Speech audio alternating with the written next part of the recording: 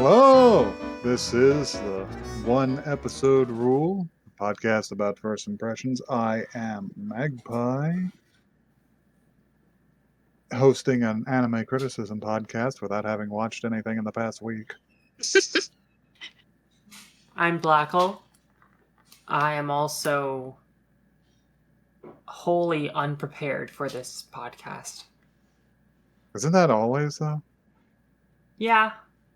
Every now and then you'll watch something. Yeah. You'll watch a fun anime movie now and then. Hello, I'm Joey, and unlike these other two scrubs, I actually consumed content this week because I finally caught back up on the One Piece manga. And let me tell you, they're going places. They've given some big reveals that have been very strange, let's just say. I won't say them here because, spoilers or whatever. Catch up on One Piece. It's only 1,051 chapters right now. You did show me a bunch of freaks. Yeah. There's some freaks. Oh boy. There's some freaks in Wano. You gotta take all them back behind the barn. I don't even know why they want to live like that.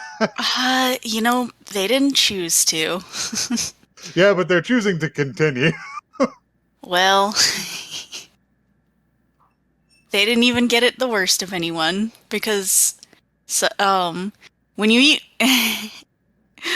one of the defective smile fruits or whatever they're called, they're they either turn you into a monster freak with an animal part that could just pop out of any part of your body. There was a guy that his face is where the chicken ass is. It's demented to see. Or if it doesn't give you a power, it makes you laugh nonstop. That's all you can do from then on. It doesn't give you a power, you just start laughing hysterically. So you just get the fucking Joker poison and die, presumably. No, you don't die. You have to live in hell from then on. The point is that their lives were horrible and sad things kept happening to them, but because they had eaten these things, they couldn't stop laughing, and it's demented. That's all the One Piece that I'll talk about right now, though. Well, that's interesting because in the news, big news. In the news, we have word that with the Wano arc concluding, apparently, I assume they kicked Kaido's ass. I don't know. But with that arc concluding, One Piece is going to go on hiatus for a month while Oda prepares the rest of the story to the end. Mm-hmm. Which means it will presumably, end. Yes. Which I find fascinating because usually when you have these long runners, like One Piece has been running for 20 years, usually they don't ever end until somebody dies. Until somebody dies. Which leads us to our next news. So it has been announced that officially there is going to be a continuation of Berserk. Put together by Miura's assistants who were helping him draw it and his close friend Koji Mori. I am conflicted because Berserk's over. Yeah.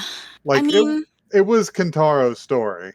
Right. This will give some closure to people who it's done, and I don't know. But if they're gonna do this, then I'd rather it be these people than anybody else. Yeah, exactly. We'll see how it shakes out. Mm-hmm. Supposedly Miura had discussed the whole arc of Berserk's story with Mori. But so someone knows what kind of he had in mind. Yeah, maybe. I To don't some know. degree. I don't know. It feels weird. Is Yeah, what it I'm gonna say. does. It does feel weird, but again, We'll see what happens. So anyway, for our show, for the continuation of our show, I'm going to look to Blackle to pick a show. Well, I'm Blackle, gonna bring us the use pain. the patented mechanism of just picking randomly. Mm-hmm. If anyone else uses this mechanism, if anyone else picks randomly on their show, I'm gonna fucking litigate. Hmm. Okay, so let's boot it up. Let's boot up the choosing machine. All right, and everyone, you all have to chant, "I believe in the choosing machine." We've never done that before, and I'm not starting now. Oh, Yeah, no, I'm not going to do that. Sorry. that's fine. I have my own other way of doing it. So. We are gonna watch Money. Oh, C: The Money of Soul and Possibility Control. Oh, What? On earth? Wow. what is that? What? I have not even noticed this. I on don't the list, even but there remember it is. seeing this on the list before. There it is. What? C: The Money of Soul and Possibility Control. This That's what sounds we're watching. like nonsense. This sounds It like a does sound like mistake. nonsense, but it appears to have been there this whole time. Well, let's find out about it, I guess.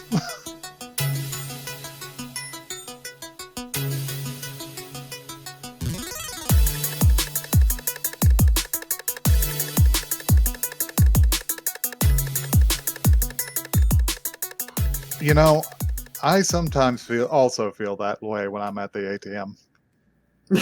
Specifically because my ATM is in the parking lot of a Dollar General and it's a drive up and the passenger side door on the car doesn't work, so I have to get out and Oh. walk around the outside to stand in front of it while dudes honk at me. And also your bank card says 666 on the back.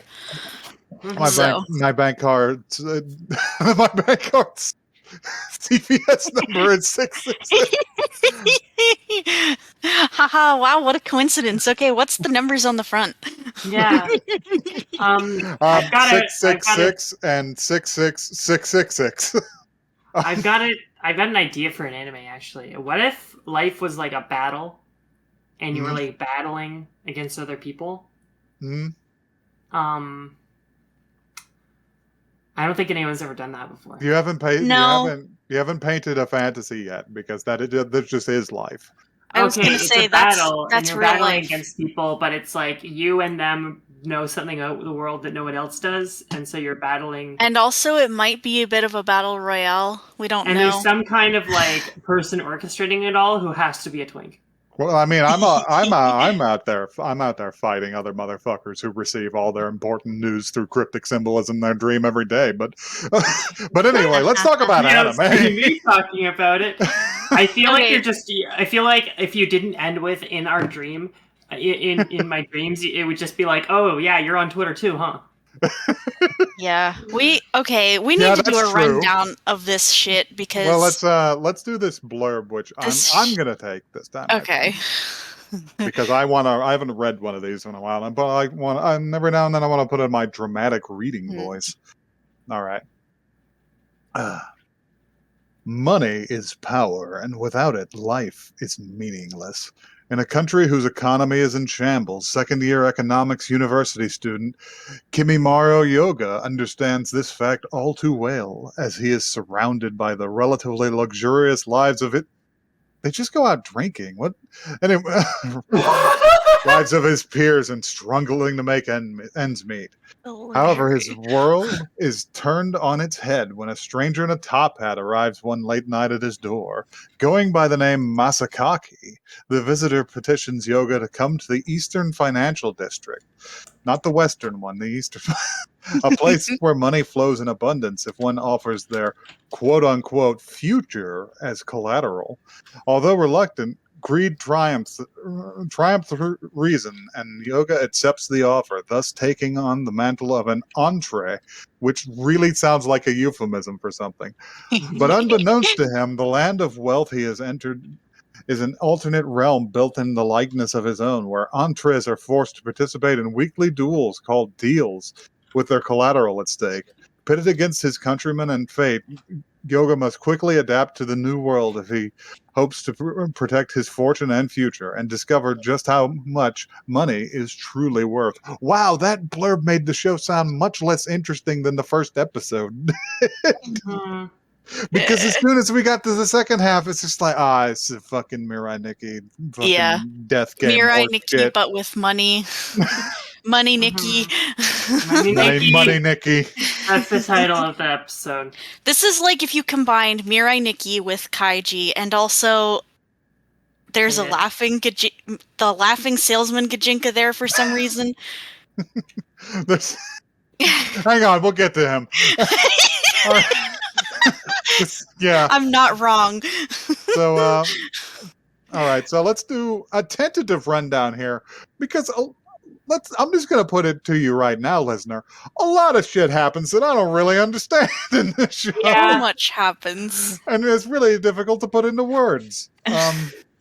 We'll just say that the animation style of the show is ambitious. Yeah. It So Not always in a good way. yeah. So let's get to the rundown. We cold open on a man who's clearly down on his luck. I mean, he can only afford one extra shirt to wear over his collared shirt. Did that bother anybody else? That was like a that weird shirt, look. that We're just- fucking shirt looked like. Wait, hold on. I'm Never just mind. gonna- We're talking I'm- about someone different. I'm just gonna wear a polo over my dress shirt. That was strange. It's a weird choice, but it was anyway, it's the least of this dude's problems. Yeah. Because he's sweating, trying to scan every card that he has at the ATM, which is way too many. The man has taken out way too many credit cards. Yep.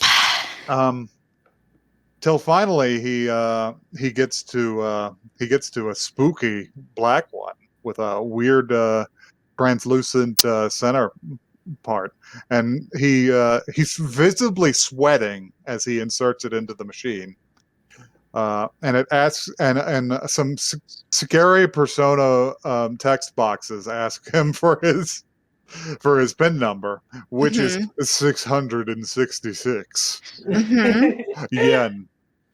I don't know why they keep showing it like that, but Yeah. They add the symbol. they had the yen symbol for some reason. So yeah, he and I asked him, "Do you want to make a deal?" And he's just like, "Yeah." So he takes his spooky car to the parking structure, and he holds it up, and the coolest taxi I've ever seen drives up. Rendered in a little dodgy CGI. That CGI was so funny.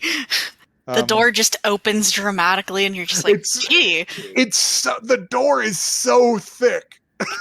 It almost adds to the, scariness of it. It's just like, something about this feels wrong, and they did not do that on purpose, but there's fucking 14 inches of automotive steel between you and the outside. It's not a cab, it's a tomb. I mean, kinda. But anyway, the driver of this spooky cab asks him where he wants to go, and he says, to the financial district, and they drive through the wall. Yeah. Yes. After he manipulates all the cool fittings and stuff on the inside of the cab. They didn't need to go this hard on the cab design, but I like it. like all the little levers have little wolf heads and shit. Yeah.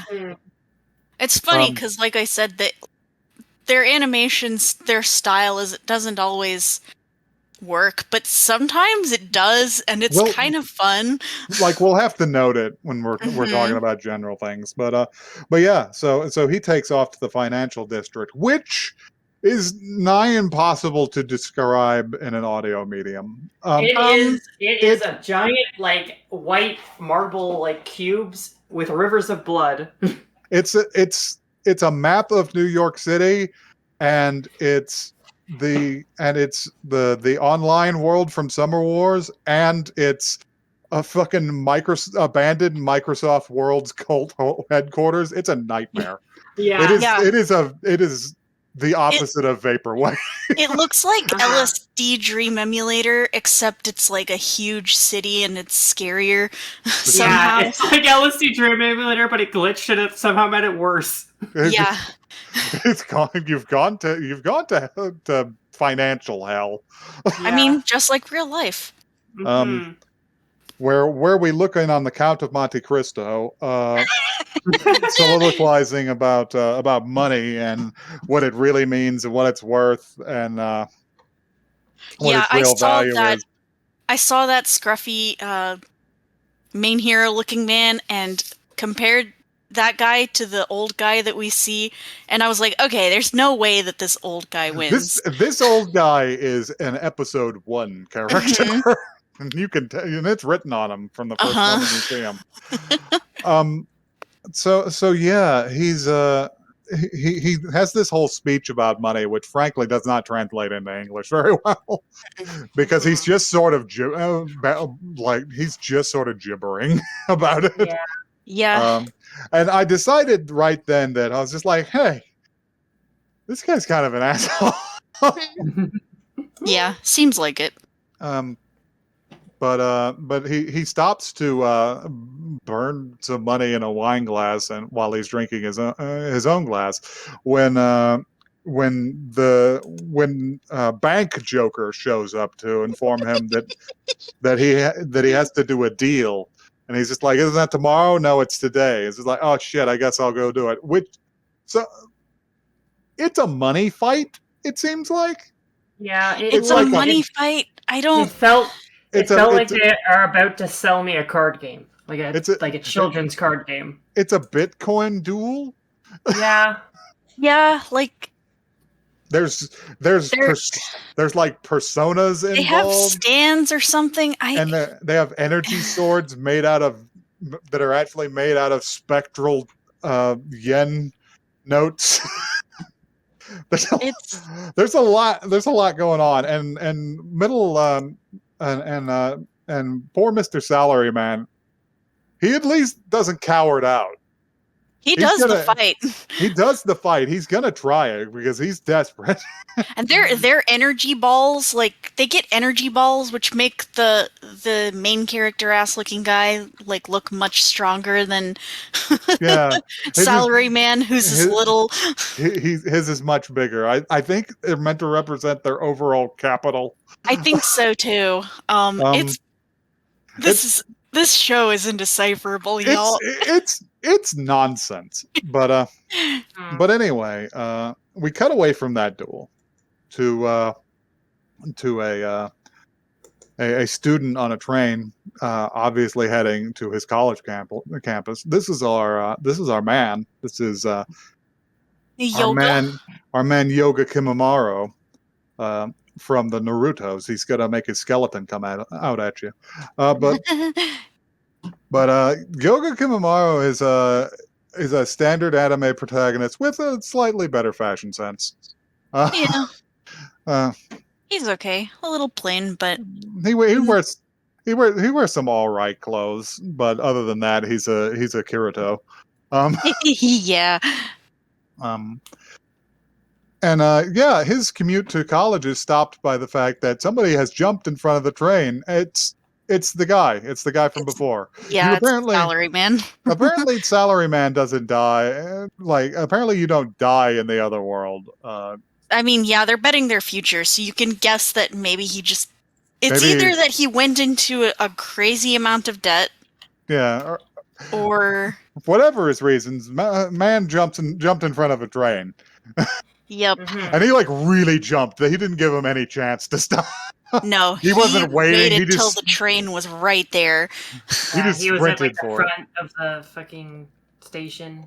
This event kind of characterizes our boy Yoga's day-to-day life, that I mentally referred to as the slug life, because the boy's got issues.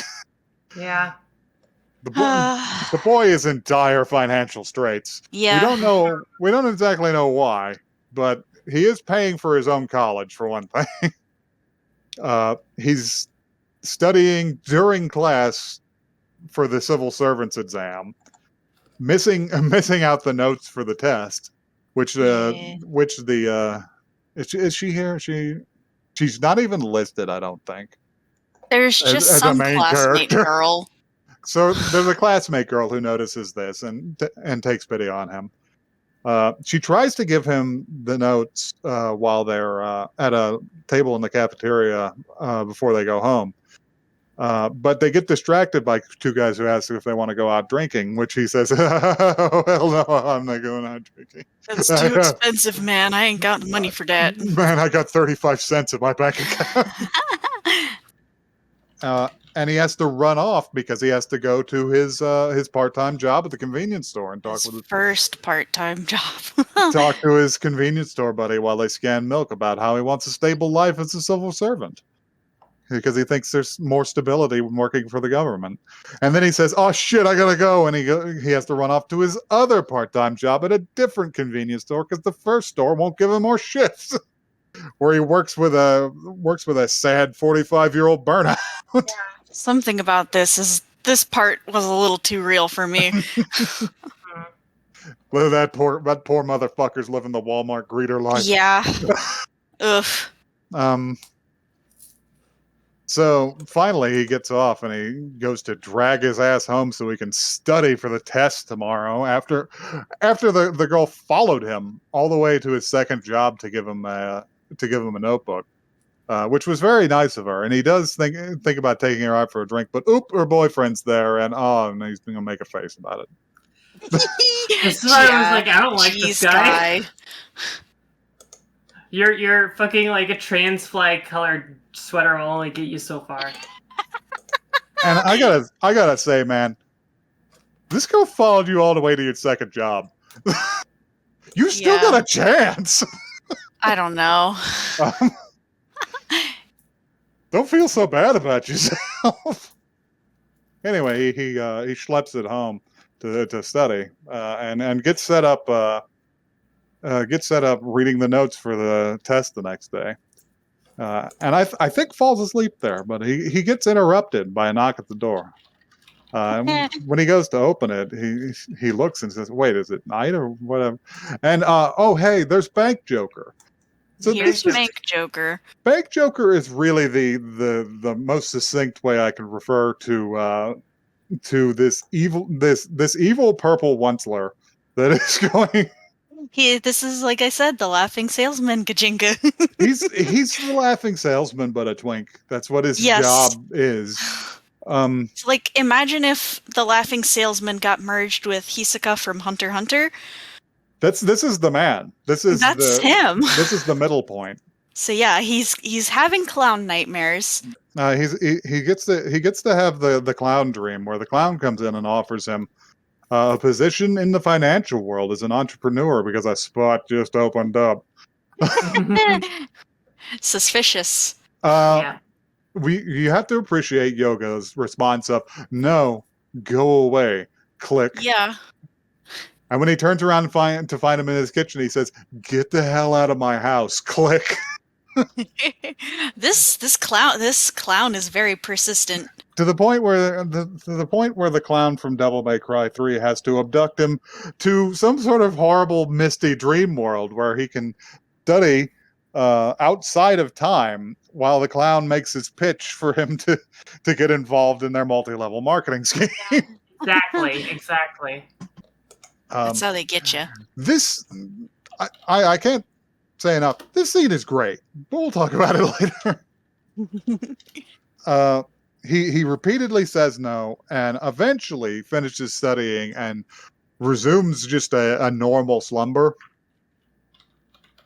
before waking, and as he does in the mornings, apparently approaching with dread the ATM. Which apparently has 500,000 extra yen in it for him. Yep. This consumes the rest of his day, as it would for anyone. It's funny because, like, that's what, like, $500 or $5,000 ish. It's like $5,000. Which, it's a lot of money to me, but not people who have steady work. Yeah, no, I mean, like, that is a lot of money for anyone in dire straits. Absolutely. the fact that he's like now considering, I guess he doesn't know the ramifications of. Yeah, so he talks to everyone he knows about it, except for the people at school. And he does okay on his test, and he thanks the girl. But everybody at his part-time jobs is open season for talking about how goddamn weird this incident is, and whether or not he should take the money. Which, if it's America, the answer is no, because that's bank fraud. Yep. But yeah, he asks his first part-time job friend who's kind of non-committal, and the second who says, "Well, if I was your age, I might report it, but I might just keep it." Yeah. Money's not a bad thing to have, and you might piss somebody off for revealing their error. This is not realistic. No. He's talking about how it might be more trouble for them if you report it, and it's like, no, that's not the case. This is not the case. Someone's gonna want their $5,000. They're gonna want. Listen, the bank is not just gonna give you $5,000. Are you sure? I'm pretty sure. So yeah, he stops by the ATM again, and he says, "Oh well, shit. Maybe if I just take like $100 out of it, Yeah. it'll be fine." And he goes to do it, and the scary Persona text box has come back, and they're just like, "We knew you'd do it, bitch. We gotcha. We gotcha. We got your ass." And then Bank Joker's there, and he's just like, "Hey, your dad didn't have any money either." And he's just like, "Why do you know about my dad? Don't talk about my dad, you bitch." He's just like, "If you had some money, you could go look for him." Did I fucking stutter? And he takes a swing at the clown. Because the clown is faster than fast. He takes a swing at the clown, and he wakes up in a cab. Yep. Because he's been hypnotized into going to bank hell. Yeah. Yep. You ever been hypnotized to going to bank hell, fellas? Every other day. I'm going to be hypnotized into going to bank hell in like the next month or two, because my card's going to expire. Oh no. But that is if they just don't send me one in the mail. Usually they just send you one in the mail. But I've done serious banking tasks exactly once. The idea of returning to talk to bank people is repugnant to me. Was the serious bank task opening the account in the first It place? was opening the account and acquiring my debit card. I gotta open a second account, actually, because I want to have like a separate like credit union account, so that like if my account gets locked for some reason. Yeah, I have one of those too. Like the secondary. Like one of these days, I'm going to open a savings account, but I got to find a place that gives me more interest than almost zero. Yeah. It's all about the credit unions. But anyway, this isn't a podcast about my individual banking. No, we're a financial podcast now. We're all Gordon Gekko or something. We're a blockchain analysis podcast. Hashtag not financial advice. Yeah. So yeah, that was pretty much the end of the episode. What do we think, guys? Because you guys haven't had much of an opportunity to talk, and you sounded like you had opinions. I want to say that the first 1 minute of the show was so fucking cool. So here's the thing: is that I tried searching for this anime before I watched it, just see where you can watch it from. And I saw on Google other people searched for Eden of the East, which is a show I like. I like that show. It has the vibe of a miniseries, and not. I think we watched that on here actually. We watched the first episode, yeah. But that show plays out. It's very grounded. It's a very grounded show, relatively grounded compared to most anime. It's sort of it's almost like a Gibson novel. It's there's some weird thing happening, and then there's sort of a wild card that comes in, and yeah, it's just very interesting. And I thought this was going to be like that going in. They got you with the the ATM The is ATM thing doing was something so fucking because cool. it's like That was so cool. That was like, oh my god, this card like just fucking like overrode the like firmware of the ATM and is now doing this like wild shit. Like, oh my god, that's so neat. And then you're a sucker for that technological shit. yeah, and then I like before that, I do like how the when the ATM turns evil, it starts actually speaking English. yeah. It said in English, PIN code. What is your pin But it was code? like the sexy like what's the word a sexy Unreal Tournament 2004 announcer voice. Yeah. Jeez. The Japanese correctly figuring that English is the language in which financial evil is conducted. Indeed. Correct. So that was so cool. And then the moment the car showed up, I was just like, this is not going to be what I think it is. And then the moment the car drove through the wall, I was just like, I kind of saw it coming. My fate was sealed the moment the car rolled up, is what I'm trying to say.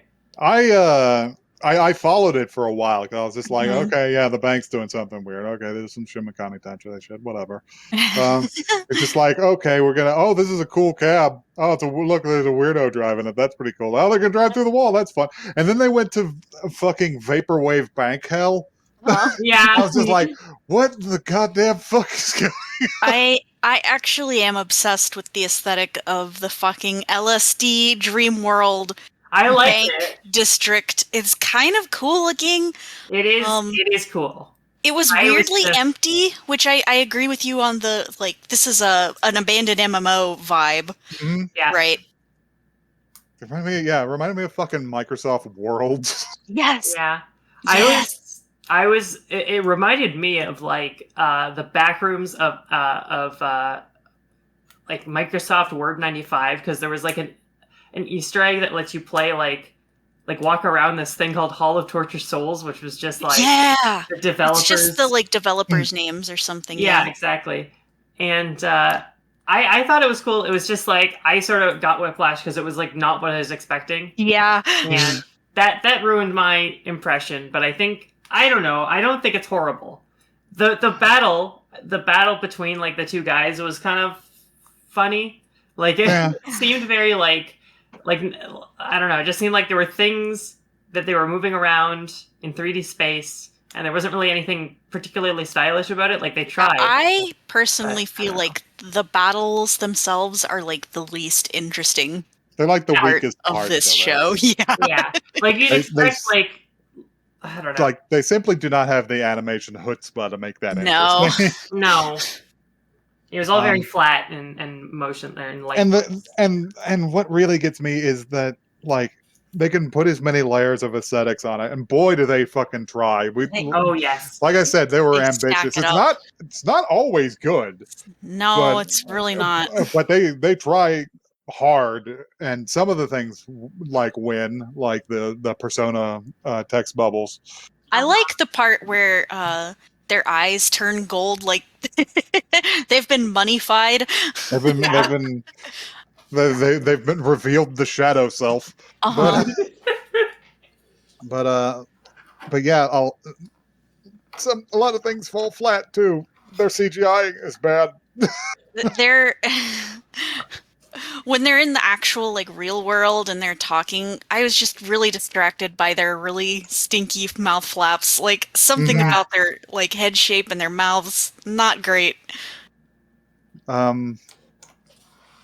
Let's see. But yeah, what really kills it for me is that I find the base concept, like the central conceit, to just be odious. Yeah. Like it's not interesting in any way. Yeah. Uh-huh. It's very derivative. Even as like a battle anime or a death game, like their power level is directly proportionate to how much money they have. Yeah. The bigger number smushes the little number.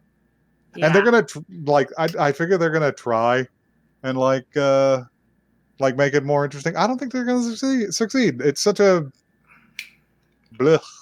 I feel like the other thing is that a death game sort of like lives and dies on its like arbitrary weird rules, right? Mm-hmm. Yeah, absolutely. Communicate them at all. Like, No. at least in the first episode. It's just like... I mean, maybe that's something that they will get into, but I don't even know if I want like a training montage where they spend 5 minutes explaining all the attacks. It sounds That's the miserable. thing. I don't want that either, and that's why I don't like battle anime, because I feel like the only way for them to work is to have a scene like that. Yeah. Um, Yeah, no, I feel like I and agree with you there. I bet I that think- the next episode is just going to be like Money Joker explaining to the guy like every Yeah. little detail. Yeah, about Money it. Joker is going to be there so much. Yeah. Man, we gotta get you to watch JoJo's sometimes, Blackle, because I feel like that's the only version of this that could work for you, because the explanation of how things work is one sentence and one episode, and they never tell you again. I watched the last like 4 episodes of Diamond is Unbreakable, and I thought it was very cool and compelling because I was like trying to figure out what everybody's like power was, Yeah. and it was very it was fun. I liked it. That part in particular is especially strong too because of its incredible villain. Yes. But but yeah, like I don't know. We should talk about the good thing, which is Bank Joker is a hilarious character. Bank Yeah. Joker is very I They want do- to hate Bank Joker, but I would I hate Bank Joker, but like not because of how evil he is, just he's a difficult character to grapple with because normally I would dislike his kind of character, yes. but he is so aggressive Yes. that it kind of makes me turn around and just like this guy. Yeah. Look at this. Yeah. Look at this fucker. Look at this asshole. And he's just like he's teleporting around all the time. He's phased halfway into the guy's kotetsu. He makes He's having Yoga the go time of his into life. like. No, go ahead. I was just saying this guy's having the time of his life. He loves Oh, okay. What I was gonna say is he makes Yoga go into waking nightmares like 3 times. Yeah. He keeps waking up and the clown is still there, and then he wakes up again, and the clown is still there, and then he wakes up for real. And it's like, Jesus, the torment. This guy, like I all I can do is quote the Plinkett review. He's so evil and he loves it. Yes. Oh anyway, man. Anyway, if you've ever been haunted by any variety of banking spirit or devil, you can tell us about it at oneepisodecast@gmail.com. That is one the word, not the number. Tweet us for financial advice. At One Episode Cast on Twitter. Don't do that. We can't. We're not I'll qualified. give you the financial advice. You just need to understand that, like, I didn't have a bank account until like 2 years ago. Yeah. And I used to keep my money in a Danish cookie tin. So, Oh my gosh. I got my first bank account at 12 years old. I'm not even fucking joking. No, same. Yeah. Baby bank account. Baby's first bank. That's the thing is that my grandmother's name is still nominally on my bank account because she's the one who like made it with me when I was a kid. Nice. Yeah.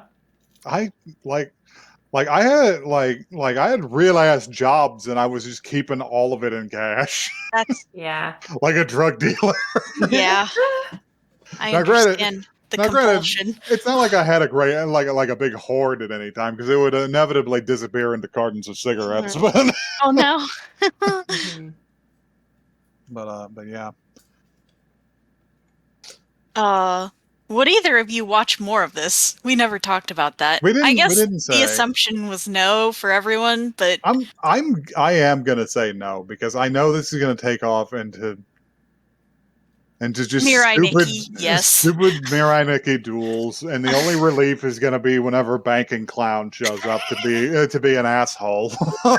That doesn't follow rule C81318212. So you'll see at the bottom of your contract. yeah. Yeah. Yeah, I'm not interested in this. Yeah. Oh, how will you get out of this one now, Batman? I will watch the first 1 minute of it again, though, anytime. I it had me teetering on the edge because I was like, oh, we're getting some like IG-esque money commentary, but no, this isn't. It's not going to be it. You see here on your bank statement, it appears that you've made quite the boner, Batman. Fuck. A very large boner indeed, Batman.